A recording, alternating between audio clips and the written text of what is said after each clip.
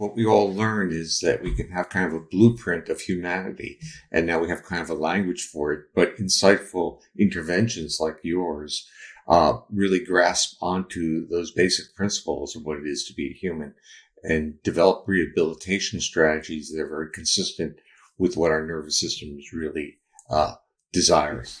The work you're doing is remarkable because you take individuals who, in our terminology would say are deeply injured, but you're not responding to the injury. You're in a sense triggering the strength. So again, if we think people are injured, we want to fix. But if we're truly understand how the nervous system and how our humanity needs sociality, by giving cues of engagement with movement, the person starts becoming, in a sense, reoccupies their body.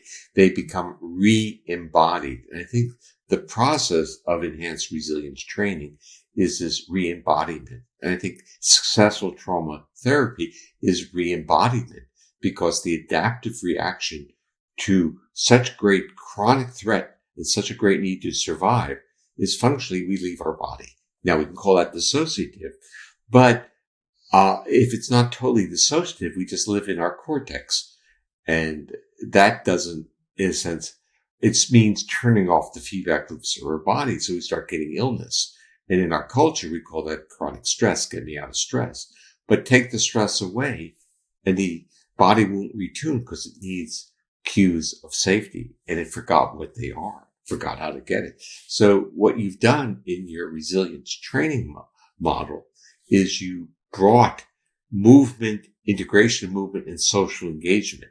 And it's the magic of that social engagement, the presence of being with these people and being reciprocal with them, is what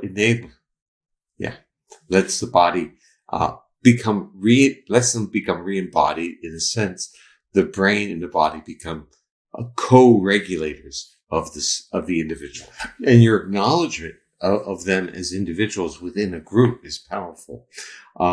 It's interesting because what you're talking about is how polyvagal theory is now impacting on education. Not just martial arts education, but normal education, because educators, people who are teachers, their education has little to do with state regulation.